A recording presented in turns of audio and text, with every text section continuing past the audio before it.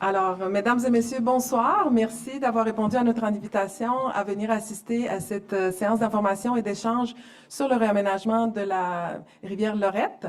Je me présente, je suis Christina Bouchika, conseillère en consultation publique pour la Ville de Québec. J'ai le plaisir d'animer la rencontre de ce soir. Permettez-moi également de présenter les personnes qui m'accompagnent ce soir, qui feront la présentation également et pourront répondre à vos questions. Tout d'abord, de la file de l'ancienne Lorette, à ma droite, M. André Rousseau, directeur général. Bonsoir. Et M. Philippe Millette, qui est directeur de l'urbanisme. Bonsoir. Et à ma gauche, de la Ville de Québec, M. Luc Monti, directeur général. Bonsoir. M. Vincent Carrier, ingénieur au service de l'ingénierie. Bonsoir. Et Mme Joëlle Godbout, qui est directrice du bureau Enfants Chantier. Monsieur Patrick Gagnon, évaluateur agréé au service de développement économique et des grands projets. Et on a Monsieur Luc Ouellette, chef d'équipe et ingénieur au service de l'ingénierie. Alors, et c'est juste une partie de l'équipe qui a travaillé sur ce projet. Alors, on est bien content de venir vous présenter ce soir le projet. Et je suis accompagnée en ligne. Donc, ce soir, j'ai oublié de dire bonjour aux gens qui nous accompagnent en ligne. Donc, on a, pour permettre à plus de gens de participer, donc on a une séance en hybride. Donc, ce soir, il y a des personnes en salle, mais on a également des gens qui nous suivent en ligne. Donc, bonsoir. Et également, la séance va être enregistrée. Donc, si jamais il y a de vos voisins qui n'ont pas pu être là ce soir, qui n'étaient pas disponibles, le lien va être disponible. Ils vont pouvoir suivre la séance d'information en différé. Alors, voilà, sans plus tarder, j'inviterai donc le monde bienvenu, M. Monti et M. Rousseau. Alors, bonsoir, mesdames, messieurs, citoyens et citoyennes de la Ville d'Ancienne Lorette et de la Ville de Québec. Alors, collègues de la Ville d'Ancienne Lorette, collègues de la Ville de Québec. Alors, c'est avec un grand sentiment de satisfaction ce soir que nous vous rencontrons pour le démarrage de la phase finale des travaux de protection des crues de la rivière Lorette. Il s'agit ce soir d'une présentation administrative, mais une annonce plus politique va suivre pour souligner le démarrage officiel des travaux.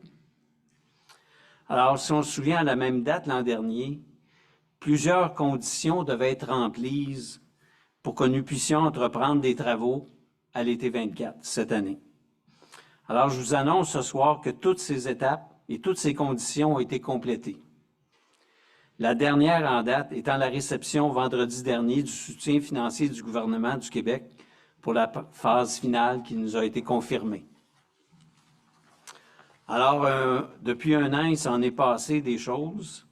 Et une équipe importante a été mise à l'œuvre pour d'abord compléter les plans et devis des travaux de protection, procéder aux travaux d'arpentage, préparer les servitudes pour chacune des propriétés touchées, il y en a plus de 60, communiquer et rencontrer chacun des propriétaires, obtenir les autorisations du conseil municipal et du conseil d'agglomération pour chaque dossier, obtenir les autorisations gouvernementales requises, notamment celles du ministère de l'Environnement. On a réalisé aussi un appel au marché pour s'assurer qu'on avait stimulé l'intérêt d'entrepreneurs à réaliser ce grand projet. On a récemment aussi procédé aux appels d'offres, à leur traitement pour la réalisation. Alors, tout au long de l'année, on a procédé avec diligence pour nous assurer que nous puissions nous présenter devant vous ce soir avec ce résultat. Des dizaines de personnes ont été impliquées. Les ingénieurs, les arpenteurs, les conseillers en développement économique, les notaires, nos consultants, le service des approvisionnements de la Ville, le service des communications, tout ça en collaboration avec nos collègues de la Ville d'Ancienne Lorette. Tous ont œuvré à l'atteinte de cet objectif. Alors, ces étapes ont permis au comité exécutif de la Ville de Québec d'octroyer vendredi dernier un contrat de près de 42 millions pour la réalisation des travaux que nous allons vous présenter ce soir. Il s'agit de travaux d'envergure avec un caractère unique au Québec. Imaginez-vous des murs qui vont longer 3 kilomètres sur une rivière pour leur protection, votre protection. Alors, il s'agit de travaux d'envergure, tant par leur portée que par leur complexité. Hein? On fait ça en milieu habité et en assurant la meilleure protection. Alors, ce résultat, nous le devons aussi à votre collaboration, chers citoyens, à votre patience sans faille au cours de la dernière année et après toutes ces années d'attente. On en est bien conscient. Mais ce soir, nous sommes à l'aube de pouvoir enfin mettre les dernières infrastructures en place pour vous assurer d'une quiétude vis-à-vis des risques climatiques. Et on en est bien content. Cependant, cette dernière étape, elle va encore nécessiter une collaboration puis une cohésion de tous, de toutes les parties, y compris, évidemment, de chacun des propriétaires pour la phase de réalisation des travaux. Ce sont des travaux importants. Mais vous verrez dans la présentation qu'on va vous faire que toutes les mesures seront prises et seront mises de l'avant pour assurer son succès et son bon déroulement. On ne lésinera pas sur les efforts à mettre pour vous accompagner là-dedans. Mais il y aura peut-être des choses qui sont plus qui se passeront pas comme attendu, puis il faudra s'ajuster. On sera là pour vous accompagner. Alors ce soir, nous vous entretiendrons des prochaines étapes et nous pourrons aussi répondre à vos questions par la suite. Alors, je vais laisser Vincent Carrier, vous faire la présentation qui va être quand même assez riche d'informations, mais pour laquelle vous pourrez apprécier où on en est rendu et quelles seront les prochaines étapes. Puis je vous remercie, puis je vous reviendrai à la fin. Je pense, André, tu voulais dire un mot? Ben, c'est vraiment complet, par contre, je voulais.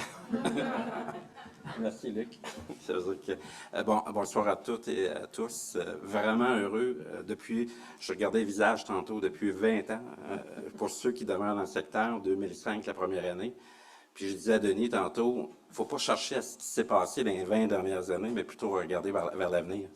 Puis j'annonçais tantôt, Luc, l'octroi du contrat, puis certains me disaient, c'est vraiment vrai? Non? Ben oui, c'est vrai. Ça, c'est une superbe bonne nouvelle ce soir. Merci à mes collègues de la Ville de Québec. Malgré le fait, ce qu'on entend des fois, puis je vous l'ai déjà dit, hein, malgré ce qui est médiatisé, ben, les relations sont excellentes là, avec Luc Monsi, l'équipe d'ingénierie. Puis tantôt, on disait, il y a beaucoup de gens qui ont travaillé, mais il y a des gens qui sont rendus retraités, que vous avez côtoyés. Là. Puis d'ailleurs, je disais à Luc que ce serait bien de les inviter éventuellement à la pelletée de terre, parce que normalement, la pelletée de terre devrait avoir lieu prochainement. Ça veut dire que merci de votre patience. C'est un long dossier. Ça s'est fait par étapes, puis il y en a beaucoup d'étapes, puis ça a été franchi une à une. Puis ce soir, ben, on atteint un point culminant, c'est-à-dire l'octroi d'un contrat, puis on vous présente les travaux ce soir. J'en suis très heureux, puis très heureux pour vous. C'est-à-dire que ceci, je laisse la parole à Vincent. Merci beaucoup. Alors, on va avoir une présentation et par la suite, évidemment, on va avoir une période de questions, à la fois pour les gens en salle et pour les gens en ligne. Donc, les gens en ligne vont pouvoir écrire leurs questions dans l'outil QAR et ma collègue Marie Lagier va pouvoir les lire. Donc, on va alterner. Donc, sans plus tarder, donc je vais vous demander de garder vos questions pour la fin. Je pense que ça va être plus facile aussi de suivre pour les personnes en ligne. Alors, Vincent, la parole est à toi. Parfait. Bonsoir à tous. Alors, je vous présente ce soir le niveau d'avancement du projet des ouvrages anti-crues de la rivière Lorette. Donc, le contenu de la présentation va aller comme suit. On va commencer avec l'avancement du projet, ensuite un survol des travaux qui sont prévus, un échéancier et phasage des travaux, ensuite le déroulement des travaux, les communications et on va terminer par une période de questions. Donc, où est-ce qu'on en est dans le projet? Alors, le 8 mai dernier, la Ville a procédé à l'ouverture des soumissions de l'appel d'offres pour les ouvrages anti-crues de la rivière Lorette. Au terme de cet appel d'offres-là, on a 3 entrepreneurs qui ont déposé une soumission. Donc, Depuis ce temps-là, comme M. Monti le disait, on a obtenu la subvention de la part du MAMACH, le ministère des Affaires municipales et de l'Habitation. C'était un prérequis pour l'octroi du contrat. Les autorisations ministérielles également qui sont requises pour le début des travaux, en fait, elles vont toutes être reçues d'ici le début des travaux. On a reçu depuis quelques mois déjà l'autorisation provinciale du ministère de l'Environnement. Et puis, on va recevoir cette semaine l'autorisation fédérale là, du ministère Pêche et Océan. Donc, ce sont également des éléments qui sont nécessaires pour le début des travaux. Comme M. Monti le disait également, le contrat de construction a été octroyé par la Ville vendredi dernier. Donc, tous les éléments sont réunis pour que les travaux débutent en juillet 2024. Je fais un survol des travaux. Ce sont des éléments qu'on vous a déjà présentés à quelques reprises dans les présentations des années dernières. Je vous fais une mise à jour. Ça va vous permettre de voir ce qui est compris dans les plans et devis. Donc, comme on vous présentait, en fait, le mur a une faible empreinte au sol, hein, une épaisseur de seulement 1 pied, 300 mm. Une hauteur moyenne au sol, en fait, de 0,7 m, 2,3 pieds en secteur résidentiel. Le mur va faire une longueur totale de 3 km. Donc, par les autres présentations, on avait une longueur de 3,4 km. Alors, effectivement, depuis au moment de la conception définitive, on était en mesure de retrancher 400 mètres de longueur de mur de différentes façons. Avec l'avancement de la conception, on s'est rendu compte qu'il y a certains secteurs où le terrain naturel avait déjà une hauteur suffisante pour protéger contre les inondations. Donc, c'est certains tronçons de mur qu'on était en mesure de retrancher. Et puis également, là, par certaines acquisitions qui ont été faites, qui ont permis notamment le motel homérique que vous avez peut-être vu dans les dernières semaines, qui a été démoli. Eh bien, c'est une acquisition de ce genre-là qui a permis de bonifier les travaux, d'élargir un petit peu la zone d'écoulement de la rivière en remodelant une berge et de retirer par le fait même une certaine longueur de mur pour pouvoir éventuellement procéder à une revégétalisation plus abondante dans le secteur. Sinon, pour les autres ouvrages qui sont prévus, on a toujours 3 plaines de débordement, 2 bras de décharge, le réaménagement d'une berge et d'un méandre, la stabilisation des talus par enrochement végétalisé et la végétalisation des rives et des terrains municipaux. On a 3 types de murs qui vont être construits dans le projet. Celui que vous voyez ici à votre gauche, c'est le mur qui va être réalisé le plus fréquemment là, en secteur résidentiel. Donc, c'est un mur qui est moins profond. On parle d'une profondeur en dessous de la semelle de 1 mètre. Donc, c'est un mur qui va nécessiter également de moins grandes excavations, donc moins de problématiques dans les endroits restreints comme certaines cours résidentielles. Vous pourrez remarquer, entre autres, ici un drain qu'on retrouve le long de tous les murs d'ailleurs, qui va permettre de venir évacuer les eaux de ruissellement, les eaux de pluie à l'arrière du mur.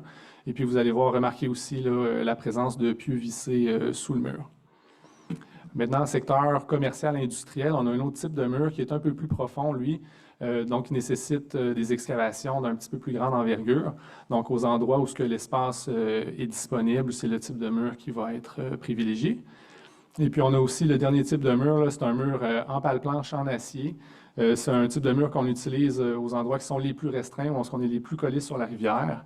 Un mur aussi qui va plus profond sous le lit de la rivière, là, justement, pour s'adapter avec la proximité du cours d'eau. Donc, vous voyez ici, comme on vous avait présenté à la dernière présentation citoyenne, le rendu architectural du mur de béton que vous voyez à gauche. Et puis, les murs de pale-planche que vous voyez à droite, les pale-planches en acier. Sachez qu'en secteur résidentiel, du côté des maisons, il va y avoir le même revêtement architectural en béton qui va être installé. Maintenant, les plaines de débordement, c'est un élément qui n'a pas changé non plus depuis les dernières présentations. Donc, vous voyez ici la plaine de débordement au bout de la rue Saint-Eugène. Essentiellement, le but des plaines de débordement, c'est de venir élargir la section d'écoulement de la rivière pour faciliter l'évacuation des eaux de crue. On vient de cette façon-là réduire la hauteur des eaux au moment des crues. Et puis, ça nous permet aussi de venir réduire la hauteur des murs anti-crues qui sont construits à proximité. Bien évidemment, pour pouvoir procéder à la construction des plaines de débordement, mais on doit faire l'excavation d'une... Vous voyez ici la ligne du terrain naturel en pointillé, et puis on a après ça le terrain remodelé. Donc, ça nécessite de venir excaver tout ce terrain-là, mais de façon préliminaire à ça, de venir faire le déboisement, là, de venir couper les végétaux qui s'y trouvent. Mais à terme, en fait, vous pouvez voir, on va venir revégétaliser au complet ces ouvrages-là, et également, on va venir végétaliser les terrains. Dans le cas de la rue Saint-Eugène, les terrains qui ont été acquis il y a quelques années, donc on va venir créer carrément un boisé urbain là, à cet endroit-là. Maintenant, pour ce qui est des bras de décharge, le principe est similaire aux plaines de débordement. Le but est de venir réduire la hauteur des eaux au moment des crues. Le moyen d'y parvenir est différent par contre. Au lieu de venir excaver la pointe au complet, on vient excaver un canal d'évacuation des eaux. Donc, à partir d'un certain niveau de crue, les eaux peuvent emprunter un canal secondaire qui permet de réduire la hauteur des eaux et la hauteur des murs anti-crues également. Maintenant, on a également des travaux de conduite qui sont compris dans le projet. Ici, vous voyez le secteur de la rue des Ronces. La zone qui est en rouge, c'est une zone où on va retrouver un mur anti-crue. Donc, cette portion de rue-là va être démolie. Il va y avoir un mur qui va être construit, puis on va revégétaliser en bordure. Et pour ce faire, en fait, pour que le concept fonctionne, on doit venir inverser le sens d'écoulement des conduites municipales qui se trouvent déjà dans les rues. Donc, on vient inverser le sens des conduites pour venir rejoindre une chambre souterraine qui se trouve à l'intersection de la rue Michel-Fragasso. Pour ce qui est du secteur Verlaine et Sévigny, le principe est similaire. On va venir faire une inversion du réseau pluvial pour venir rejoindre un émissaire qui va être construit durant les travaux, un émissaire avec clapet anti-retour. Donc, toutes les conduites du secteur vont converger à cet endroit-là. Et puis, suite au projet, en fait, il va y avoir une seconde phase, un travaux distinct qui va être en fait la construction du poste de pompage Verlaine. Donc, un poste de pompage pluvial qui va venir recueillir ces eaux-là et puis les évacuer à la rivière là, en temps de crue. Donc, j'ai mis ici un exemple d'un poste de pompage, là, celui de la rue de Drolet, là, qui vous donne une idée des postes de pompage modernes construits dans le secteur. Maintenant, la position des différents ouvrages, là, vous voyez ici, le long de la rivière, les traits, ce sont les murs anti-crues. Les portions qui sont en vert pâle, ce sont les zones d'excavation. Donc, on a entre autres ici la plaine de débordement de la rue Saint-Eugène qu'on parlait tout à l'heure. Ici, sur le terrain des anciens motels, c'est une berge qui est remodelée plus en pente douce où on vient justement augmenter la largeur d'écoulement de la rivière. On a également là, toute une revégétalisation de ce secteur-là qui va être faite, là, une bande de végétation assez épaisse qui va venir créer un écran visuel à la fin des travaux. Ici, on se dirige en secteur commercial industriel. Donc, vous voyez ici le jardin Hamel avec un bras de décharge juste ici à l'arrière de l'entreprise Dynamo. On a ici une plaine de débordement aussi dans ce secteur-là. On voit encore tous les murs anti-crues de part et d'autre de la rivière. Et puis ici, on a le grand bras de décharge de la rue des Cantons, là, dont je vous parlais tout à l'heure également. Ici, ça, c'est la fin du secteur commercial industriel. Vous voyez à droite l'autoroute Félix-Leclerc. Donc, c'est ce qui vient englober à peu près 95% là, des travaux du projet. Et puis, le dernier secteur qui nous reste, c'est à l'angle des boulevards Masson et Wilfrid Hamel, avec le secteur justement de l'avenue Verlaine notamment. Donc, pour ce qui est de l'échéancier et le phasage des travaux. Alors, ça, c'est un calendrier qu'on vous présente déjà depuis quelques présentations. Vous pouvez voir que la majorité des étapes sont complétées. L'expertise immobilière, dans le fonds de développement économique, qui a rencontré la majorité, en fait, chacun d'entre vous, les propriétaires chez qui il y a des travaux. Toutes les rencontres pour la phase 1 sont complétées. Les rencontres pour la phase 2 sont bien avancées. Il y en a quelques-unes qui sont encore en cours. Donc, les autorisations ministérielles, c'est complété. L'appel d'offres construction également. On va avoir la réalisation des travaux en 2024 et 2025 qui vont débuter dès cet été. Et puis, une phase potentielle de végétalisation qui va être faite en 2026 en fonction de l'avancement des travaux des 2 années précédentes. Maintenant, pour vous parler du phasage des travaux. En fait, on a scindé les travaux en 2 phases, la phase 1 étant l'année 2024, la phase 2 étant l'année 2025. Le but était d'identifier à l'entrepreneur quelle propriété était disponible à partir de quand. Donc, l'entrepreneur sait déjà qu'il peut débuter les travaux avec toutes les propriétés de la phase 1. Si pour différentes raisons de disponibilité de main-d'œuvre ou d'équipement, l'entrepreneur décide de les réaliser durant la phase 2, ça pourrait être possible. On va travailler l'échéancier avec l'entrepreneur dans les prochaines semaines, puis on va pouvoir vous le confirmer au courant du mois de juillet. Mais donc, voici ce qui est contenu dans la phase 1, donc les travaux de l'année 2024. C'est ceux qui sont entourés en bleu. Donc, on a principalement les travaux de la rive gauche du secteur résidentiel Ancienne-Lorette. avec les terrains ici des anciens motels. Donc, on parle ici des rues Saint-Eugène, Saint-Léandre, Blier, Drolet, Saint-Henri. Et puis ici aussi une portion des travaux en secteur commercial industriel avec entre autres le premier pas de décharge qui se trouve en arrière de l'entreprise Dynamo. Et puis les travaux de conduite de la rue des Ronces également qui sont compris dans la phase 1. Maintenant, pour ce qui est de la phase 2, l'année 2025, ça va être tous les travaux qui ne sont pas compris dans la phase 1, notamment la majorité du secteur commercial et industriel, les murs du secteur Verlaine et les travaux de conduite de l'avenue Verlaine et la rue Sévigné. En 2026, eh bien, ce sera les travaux qui n'auront pas pu être réalisés durant les phases 1 et 2, notamment le parachèvement des travaux, certains travaux de végétalisation et la remise en état des lieux. Maintenant, la façon par laquelle on va vous aviser du début des travaux sur chacune des propriétés, comme je vous disais, au courant du mois de juillet, dans les prochaines semaines, on va travailler l'échéancier définitif avec l'entrepreneur. Et puis, on va pouvoir vous communiquer au courant du mois de juillet, justement, le calendrier des travaux pour cibler le mois prévu du début des travaux sur chacune des propriétés.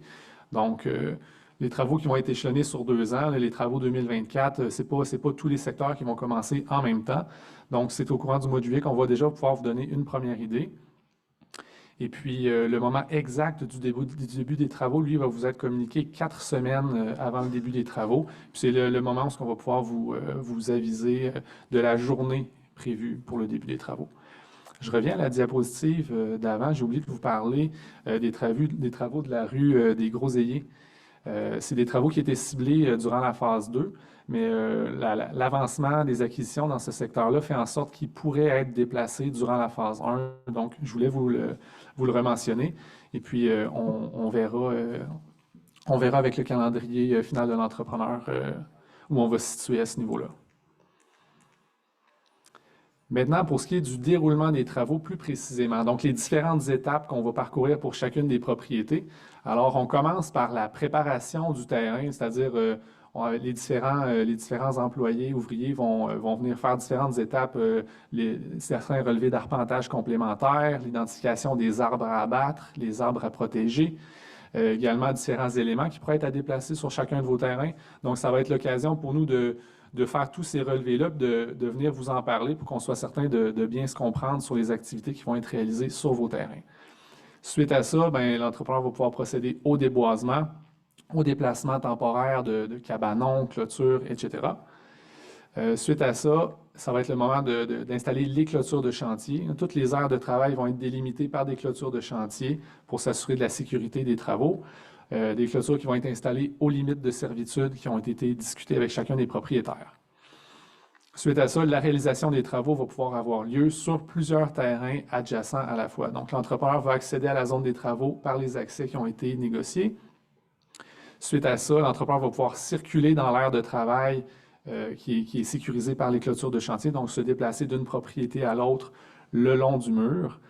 Et puis, suite à la réalisation des travaux, au remblayage des murs, l'entrepreneur va pouvoir procéder à l'enlèvement des clôtures de chantier, la remise en état des lieux, la végétalisation, etc. C'est possible aussi que suite à la construction du mur, quand l'entrepreneur va avoir quitté le secteur des travaux, il va quand même y avoir des visites ponctuelles qui vont être faites au fil des mois là, pour venir s'assurer que la végétalisation se porte bien, les différents enrochements également, donc pour faire des suivis tout au long des travaux et des correctifs si nécessaire. Maintenant, les délais qui sont ciblés pour chaque propriété. Donc, en secteur résidentiel, on a ciblé 12 semaines de travaux par propriété. Ça comprend 8 semaines de construction pour le mur, donc essentiellement la période pendant laquelle l'aire de travail va être clôturée. Et puis, suite à ça, 4 semaines pour finaliser la remise en état des lieux, l'aménagement paysager. Donc, pour un total de 12 semaines en secteur résidentiel. Dans le secteur commercial, on a ciblé 18 semaines pour l'ensemble des travaux pour chaque propriété. Bien entendu, c'est les délais qui sont anticipés. Si jamais il venait qu'il y avoir certains changements en chantier, conditions météo, etc., on va venir vous aviser au cas par cas si jamais ça se produit. Pour ce qui est des horaires de travail, eh bien, ça va être du lundi au vendredi, de 7h à 17h en secteur résidentiel, de 7h à 18h en secteur commercial. Et puis, dans le cas des travaux bruyants comme du sciage, les pales planches, les pieux, Les travaux vont être à partir de 9 h le matin jusqu'à 17 h. Il y a différentes mesures d'atténuation qui vont être déployées durant les travaux pour aider à réduire les différentes nuisances amenées par le chantier. La circulation, entre autres, ça ne devrait pas être un problème parce que les interventions sur le réseau routier sont assez mineures dans le projet. L'accès au commerce va être maintenu. Donc, au niveau de la circulation, il ne devrait pas y avoir de problème. On va s'assurer de maintenir un niveau de communication pour être capable de vous aviser des différentes phases, des différents changements en continu durant les travaux. Et pour ce qui est de la poussière et du bruit, on a différentes mesures de mitigation également qui vont être mises en place. Entre autres, l'obligation d'utiliser des alarmes à large bande sur les véhicules lourds. Donc, c'est des alarmes qui ont un son moins strident, qui est moins dérangeant en secteur résidentiel. Également, l'obligation d'installer des amortisseurs pour prévenir le claquage des panneaux là, sur les camions, donc pour réduire les bruits de choc qui sont assez stridents. Également, la mise en place de caissons et d'enceintes autour des équipements fixes comme les génératrices et les compresseurs qui peuvent générer certains bruits. Donc, ce sont toutes des mesures pour essayer de réduire les bruits à proximité des travaux. Pour ce qui est des poussières, l'idéal, c'est de faire la compaction puis la stabilisation rapide des surfaces dénudées lors des travaux et puis de faire des nettoyages fréquents des chaussées et des aires de travail. Donc, c'est des éléments qu'on va suivre de près avec l'entrepreneur pour s'assurer que ça se passe bien à ce niveau. Maintenant, pour ce qui est de la sécurité durant les travaux, hein, c'est vrai, c'est une priorité.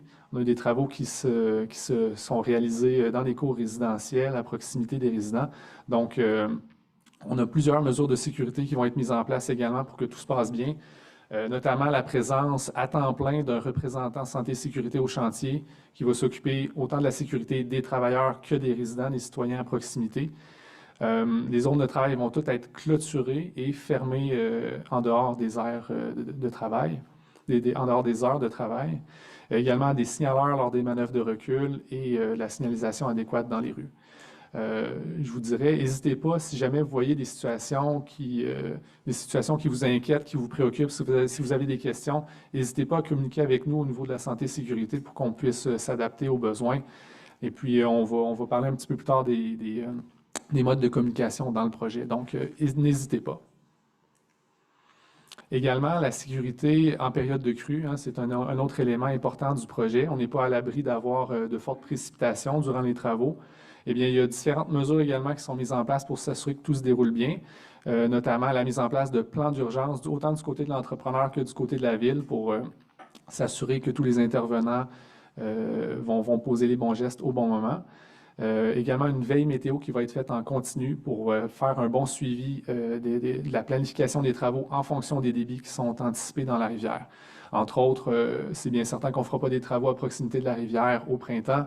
Si jamais on voit qu'il y a des gros systèmes, des ouragans aux États-Unis qui remontent vers le nord, effectivement, on va organiser les travaux en fonction des prévisions météo. Et puis également, le démantèlement rapide des entraves temporaires à l'écoulement. Pour différentes phases de travaux, si on a besoin de faire des batteurs d'eau en rivière, notamment, c'est de s'assurer de les retirer rapidement dès qu'on a des signes d'augmentation des débits d'eau. Maintenant, l'environnement, c'est également un autre volet important du projet. Donc, s'assurer qu'on ne remet pas de sédiments en suspension dans la rivière, notamment. Différentes mesures qui vont être mises en place, l'utilisation de batteurs d'eau pour que l'entrepreneur puisse travailler à sec, de rideaux de turbidité, etc. On va avoir une surveillance environnementale élevée durant les travaux pour s'assurer que tout se déroule bien. Comme pour la santé et sécurité, je vous dirais de ne pas hésiter de faire appel à nous si jamais vous voyez qu'il y a un changement dans la rivière, une quantité de sédiments un peu plus élevée. Ça peut être possible qu'il y ait eu le bris d'une pompe, peut-être une portion de bâtard d'eau qui a pu céder durant la nuit. On n'est pas à l'abri de ça non plus. Donc, n'hésitez pas à communiquer avec nous si jamais vous remarquez des choses et que vous vous posez des questions. Au niveau de la foresterie urbaine, comme je vous disais tout à l'heure, on a du déboisement qui va être requis durant les travaux. Par contre, on s'assure de replanter une quantité de végétaux importante. On a plus de 5 000 arbres qui vont être plantés dans le projet, 20 000 arbustes, plus de 2 000 vivaces et graminées qui font partie des travaux également. Donc, on a vraiment une grosse augmentation de la végétation dans le secteur et puis on s'assure parmi toutes les zones dont la végétation va être coupée, on a plus du double des surfaces qui vont être revégétalisées après travaux. Donc, on va avoir un bilan très positif à ce niveau-là. Maintenant, pour ce qui est de la communication durant les travaux, eh bien, il y a plusieurs équipes qui vont être déployées sur le terrain, à commencer par l'entrepreneur qui va avoir différents corps de métier, arpenteurs, coffreurs, également toutes sortes de sous-traitants. Du côté de la ville également, ben, ingénieurs de projet, les techniciens chargés de projet, plusieurs conseillers en environnement et j'en passe. On a plusieurs équipes qui vont intervenir dans le projet.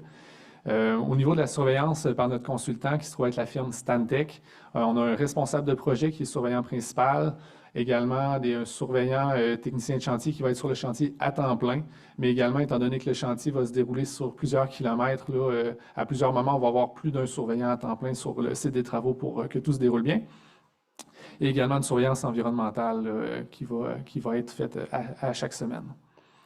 Et puis, on est bien content d'avoir la participation de l'équipe Info Chantier, qui est composée d'agents de service à la clientèle, entre autres. Puis, je vais laisser ma collègue vous en parler plus longuement. Ouais, tu veux pitonner? Oui. Oui. Donc, bonsoir. Oui, Bureau Info Chantier. Donc, on est très heureux d'être ici ce soir. En fait, c'est une première pour nous d'être dans la ville de l'ancienne Lorette. Donc, l'équipe du Bureau Info Chantier, en fait, c'est une équipe d'agents de service à la clientèle qui sont dédiés à vous. Donc, Vincent en a parlé tout à l'heure. Vous allez avoir une multitude d'intervenants qui vont être dans votre milieu. Vous avez accès ce soir à différents experts également. En fait, ce qu'on veut, c'est maintenir le lien avec vous et vous donner vraiment une trajectoire de communication qui est très claire. C'est-à-dire, vous aurez toujours, et je le présente, bonjour, Charles Beausoleil qui est présent ici ce soir, qui sera votre agent dédié pour toute la période des travaux, donc pour les 3 années, les 2 années là, que vont se dérouler. Pour rejoindre l'agent Info Chantier, c'est toujours le 311 en mentionnant le bureau Info Chantier. À ce moment-là, vous allez avoir le lien de communication directement avec Charles. Donc, pour tout ce qui est préoccupation en lien avec les travaux, information, vous avez une planification pour la fin de semaine, vous devez quitter pour des vacances, vous voulez avoir de la prévisibilité sur ce qui pourrait survenir durant la semaine, c'est Charles qui va faire le lien avec les différents intervenants que Vincent vous a parlé tout à l'heure, surveillant de chantier, problématiques en lien avec la sécurité, vous avez une préoccupation, vous voulez nous faire mention que peut-être qu'au niveau des bruits, de la poussière, on peut s'améliorer, donc c'est toujours via le 311 Bureau Info Chantier qu'on pourra faire le lien avec vous. Voilà. Il y aura également différents outils de communication qui vont être déployés. Donc, ce soir, séance d'information. Vous serez également, Christina en a parlé tout à l'heure, vous serez également en mesure de retrouver l'information sur le site Internet de la Ville de Québec. Il y a une page web qui va être mise à jour régulièrement pour vous transmettre l'information. Vous allez également avoir accès à Charles, que ce soit par des avis porte-à-porte lorsqu'on sera à vous informer d'une étape particulière à votre résidence. Charles pourra entrer en communication directement avec vous. Sinon, c'est des avis porte-à-porte, comme vous avez probablement été invité ce soir. En terminant, je vous invite à aller voir sur le site Grand Chantier du site Internet de la Ville de Québec, donc Grand Chantier. Dans la section 2024, vous allez retrouver l'information et je pense qu'au niveau de la ville de l'ancienne Lorette, vous allez également déployer les mêmes informations. Donc, vous pourrez retrouver le tout à ces 2 endroits. Voilà. Donc, bien, je le répète, n'hésitez surtout pas, le 311, c'est par téléphone ou via le site web de la Ville de Québec. C'est vraiment la meilleure façon de nous rejoindre et puis que les équipes puissent faire le meilleur suivi possible de vos demandes. Donc, n'hésitez pas. Merci beaucoup pour la présentation. On est donc rendu à la période de questions, commentaires du public. Alors, ce que je vais vous demander, c'est de vous diriger au micro, comme ça les gens en ligne vont également pouvoir vous entendre. Peut-être vous présenter, puis nous poser votre question. Et également, pour les personnes en ligne, c'est ma collègue qui va pouvoir lire les questions qui seront écrites dans l'outil questions-réponses. Puis si jamais vous n'êtes pas capable d'utiliser l'outil questions-réponses par écrit, vous pouvez tout simplement lever la main, puis ma collègue va pouvoir vous permettre d'ouvrir le micro pour poser la question. Alors, voici pour les consignes en ligne. Alors, en salle maintenant, est-ce qu'il y a des personnes qui ont des questions sur les travaux, sur tout ce qui a été présenté ce soir? Oui, allez-y pour casser la glace. Bonsoir. Bonsoir, Yvon Houle, la Rublier. Sur une des diapos, j'ai vu que le mur anti-crue était noir. Est-ce qu'il va être noir? Vous parlez de son fini, là, de la couleur du mur. Ouais, il avait l'air noir. En fait, il va être ces couleurs béton, gris béton. Mais il n'y a pas d'autre coloration particulière sur le mur. blanches qui étaient noires. Peut-être les pales planches sont en acier, un acier qui va corroder de façon naturelle, mais sinon le béton en tant que tel, il n'y a pas de pigmentation particulière qui est mise dans le mur. Gris béton. Oui. Est-ce que vous avez une autre question? Oui, j'en ai une autre. C'est quoi le principe d'un poste de pompage? Parce que ma blonde me pose souvent la question, je ne suis pas capable de lui répondre. Oui, tout à fait. En fait, les postes de pompage nous permettent, en cas de forte crue, d'éviter les refoulements de la rivière par le réseau pluvial et également les eaux qui tombent dans les rues, de les pousser vers la rivière.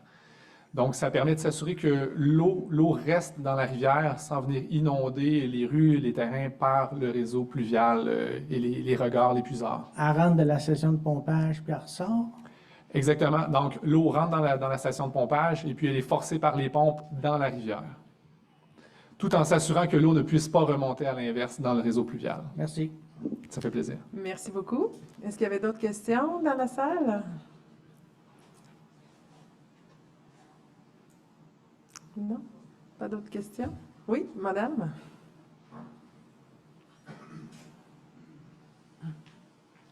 Bonsoir.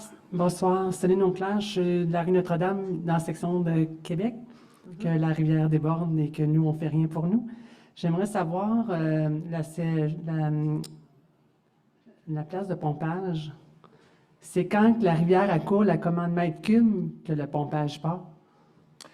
Est-ce que vous avez le calcul? Ça dépend. On a plusieurs situations, hein. Chaque poste de pompage a une conception qui lui est propre en fonction de la configuration des réseaux dans ce secteur-là. Donc, il n'y a pas de chiffre précis général. C'est vraiment, ça varie d'une situation à l'autre.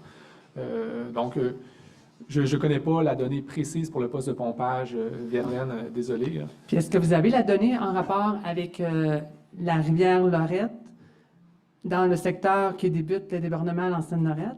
C'était quoi le calcul de mètres cubes qui a fait en sorte qu'aujourd'hui vous faites ces travaux-là? Qui fait qu'à tant de mètres cubes, la rivière, vous savez qu'elle va déborder chez les résidents? Bien, en fait, dans le cas des secteurs qu'on travaille présentement, là, donc entre la rue Saint-Paul et puis l'embouchure avec la rivière Saint-Charles, c'est différentes études d'hydraulique urbaine qui ont été réalisées. Puis, malheureusement, je m'excuse, c'est pas ma spécialité personnelle, mais les consultants et les personnes dont c'est le métier qui se sont posés sur la question, eh bien, c'est qu'en faisant l'étude d'hydraulique urbaine poussée pour ce secteur-là, on a déterminé que le réseau existant n'avait pas la capacité d'évacuer les eaux pluviales en période de crue. Donc, c'est vraiment une étude spécifique pour ce secteur-là qui a mené aux conclusions. Pour votre secteur, je sais qu'il y a des équipes qui travaillent également. La situation est différente. La configuration des terrains et de la rivière n'est pas la même. Donc, ça va être probablement des solutions différentes qui pourront être mises en place pour ce secteur-là. Mais personnellement, je ne les connais pas à l'heure actuelle. Mais je sais qu'il y a des gens qui travaillent sur le dossier.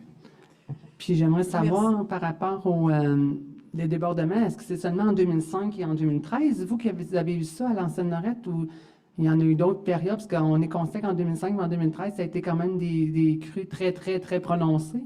Oui. Mais est-ce qu'il y a d'autres crues que juste une pluie normale, que des fois ça déborde aussi, ou ça a été juste par rapport à ces deux crues-là que vous êtes dans les travaux?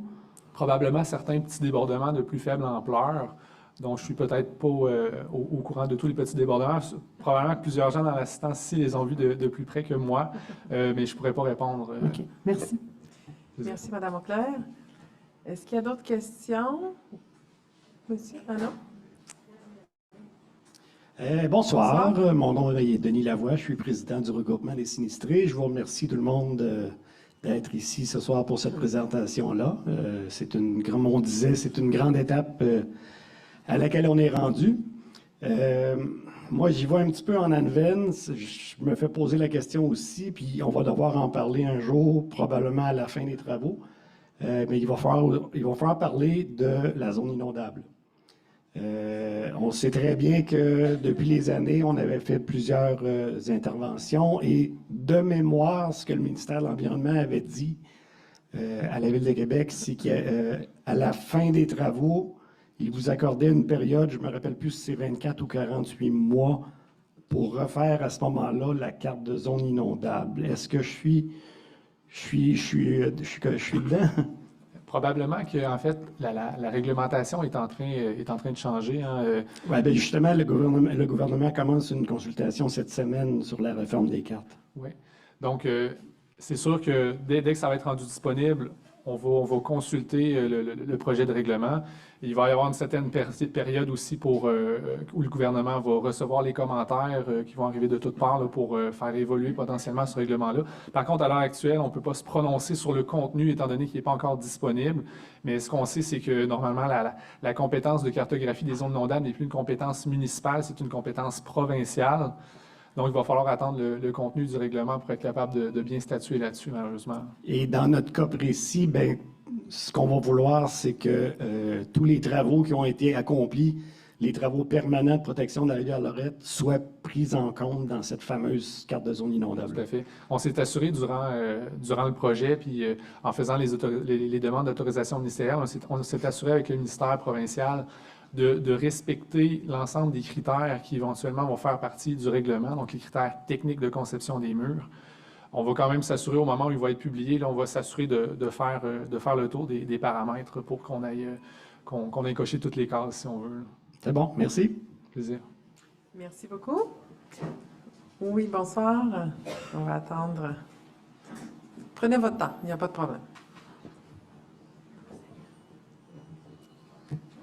Bonsoir. Bonsoir. Bon, je m'appelle Pierre Houle, ancienne Lorette, vous l'avez oublié. Moi, je ne suis pas riverain, mais je suis bordé par des riverains, par exemple, parce que mes voisins ont été expropriés. Donc, les travaux qui vont se faire en aménagement tout autour, ça va me toucher. Depuis plusieurs années, il y a des propriétés qui sont parties. L'entretien des terrains autour là, laisse à désirer énormément. Je pense que les gens qui sont concernés comprennent ce que je veux dire. Les travaux s'en viennent. On dit qu'il va y avoir une revégétalisation de l'ensemble. On annonce la plantation de milliers d'arbres, d'arbustes et d'autres plantes. Ces plantes-là m'intriguent beaucoup. Est-ce qu'il y a des études ou des projets qui ont été faits concernant la nature de cette petite végétalisation qui va se faire? Actuellement, on dit on laisse pousser les pissenlits parce qu'il faut protéger les abeilles. Les fameux pissenlits, ça dure quelques jours à peine, après ça, on est emmerdé pour tout le reste. Alors qu'il existe des milliers et des milliers de plantes sauvages qui favorisent la suivi des abeilles, des belles fleurs, des asclépiades qui peuvent nous amener des monarques, etc., etc. Alors moi, ma question ici ce soir, c'est ma préoccupation. La qualité de la petite végétation. Est-ce que c'est dans les projets d'études et de supervision surtout, et enfin, d'entretien? Merci beaucoup, M. Houle. Oui, bien, je vous rassure, en fait, pour ce qui est du secteur que vous mentionnez, là, dans le secteur de la rue Saint-Eugène, Éblier, c'est vraiment de la végétalisation. Puis en fait, ça s'applique aussi à l'ensemble du projet. C'est de la végétalisation de milieux naturels qu'on vient faire. Donc, des végétaux qui se trouvent déjà de façon naturelle dans les secteurs des travaux, que ce soit des érables, différents types d'arbustes, de conifères aussi. Là. Fait que c'est des végétaux qui ont un bon potentiel de stabilisation des berges, mais aussi un bon potentiel de bien grandir et puis de demeurer en santé dans des secteurs comme ça. Donc, c'est pas de la végétalisation de paysagement, c'est vraiment de la végétalisation de milieu naturel. Donc, à terme, c'est vraiment des boisés urbains là, qu'on va venir créer qui ne nécessiteraient pas d'entretien à proprement parler, là. Donc, ce ne sera pas des aires de petits arbustes bas. Là. Ça va devenir une forêt d'envergure. Là. Merci beaucoup. Alors, je donnerai la parole à ma collègue Marie Lagier pour 2 interventions en ligne. Puis après, s'il y a d'autres personnes en salle, n'hésitez pas. Alors, oui, Marie? Oui, alors bonsoir. Alors d'abord, on avait un commentaire en réponse à la question soulevée par Madame Auclair. Donc, ça nous vient de Denis Brisson, qui est responsable de l'étude d'impact. Donc, il nous dit que la rivière débutait à déborder à partir de 45 mètres cubes secondes avant la mise en place des mesures temporaires en 2013. Donc, voilà pour l'information. Et puis, on a une question de Chantal Tessier qui nous demande, est-ce qu'il est possible que la phase 1 se déroule en 2024 et 2025? Oui, pour répondre à la question du phasage, là, en fait, c'est que le concept de phase, c'est de donner à l'entrepreneur à partir de quand les terrains deviennent disponibles. Mais oui, ça pourrait être possible que des terrains qui étaient ciblés dans la phase 1, pour diverses raisons, soient réalisés durant la phase 2, donc en 2025. Mais ça, le calendrier précis va être déterminé au courant du mois de juillet. Merci beaucoup. Est-ce qu'il y avait d'autres questions dans la salle? Non? En ligne non plus, Marie, est-ce qu'on a d'autres questions? Alors, je n'ai pas d'autres questions en ligne. Mais si les gens en ligne, vous souhaitez prendre la parole, vous pouvez également lever la main. À ce moment-là, on vous donnera l'autorisation d'ouvrir votre micro ou sinon utiliser le QR. On a une autre question en salle en attendant. Alors oui, bonsoir. Bonsoir. C'est pas une question, c'est un commentaire. Alors, évidemment, je remercie les municipalités là, pour les travaux qui vont être effectués pour protéger les propriétaires riverains. Mais moi, j'aimerais remercier les autres propriétaires riverains comme moi qui, par leur patience, vont me permettre de me protéger et de protéger l'ensemble des citoyens visés par les inondations. Merci beaucoup.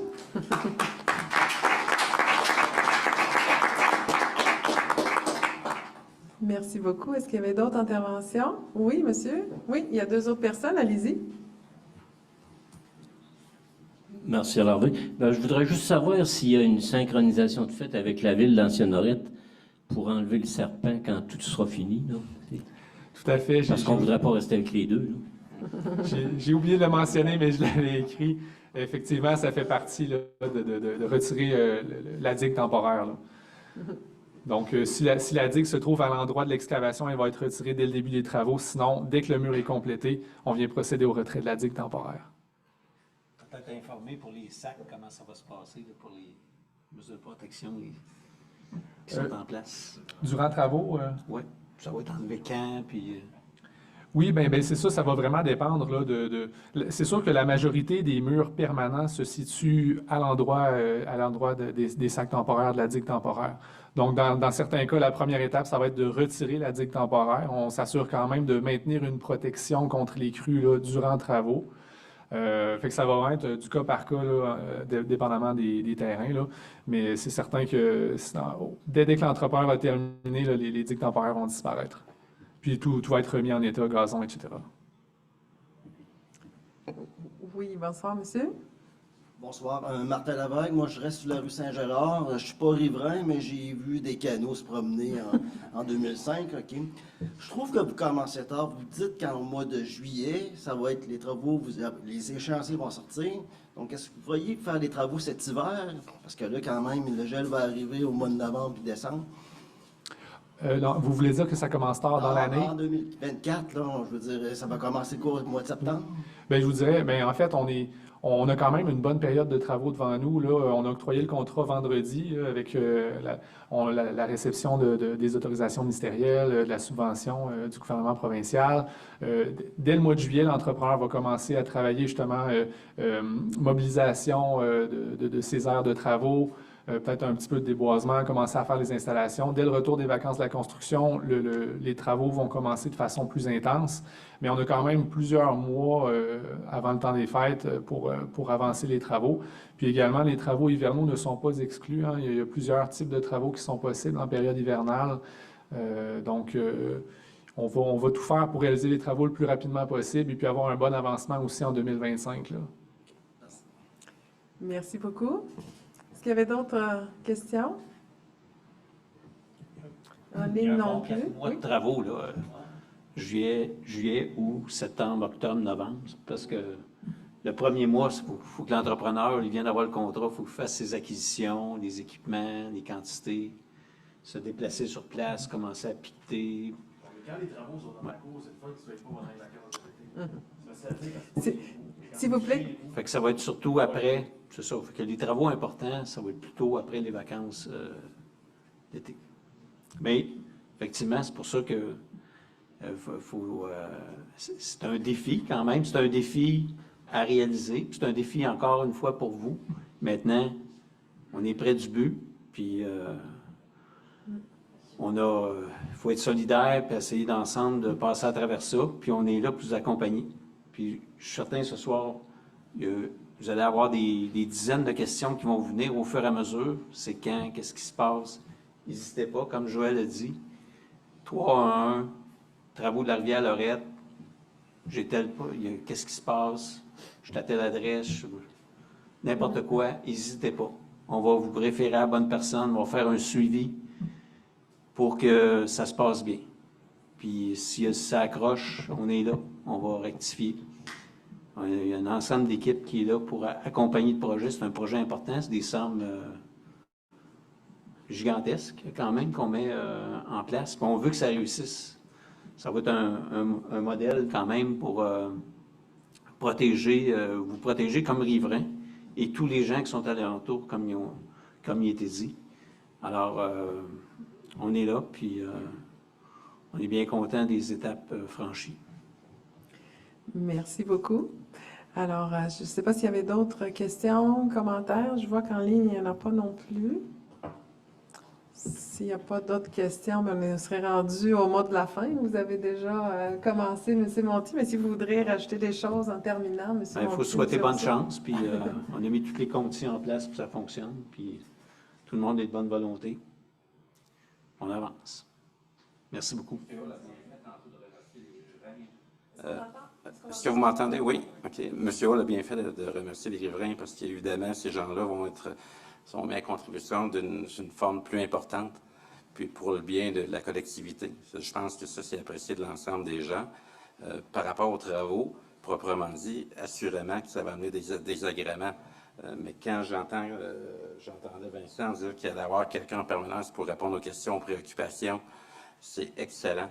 Ça veut dire que on a une collaboration incroyable avec la Ville de Québec, puis on se fait à leur professionnalisme. Puis l'entrepreneur, on ne l'a pas nommé, mais c'est un bon entrepreneur aussi. Ça, c'est toujours rassurant. Ça veut dire que, on peut le nommer, oui? Oui, Excavation La Fontaine. Ouais, c'est un entrepreneur sérieux, puis qui est efficace. Ça veut dire que moins longtemps dureront les travaux, évidemment, mieux ce sera. Puis tout est mis en place pour que ça aille bien. Et merci à tous. Alors, merci beaucoup pour votre présence. Puis, comme je vous disais, n'hésitez pas, la présentation sera mise en ligne dès ce soir ou demain matin. Là, donc, les gens vont pouvoir la visionner si jamais ils ne pouvaient pas être là ce soir. Alors, merci à tous pour votre présence et bonne soirée et bon été. Merci.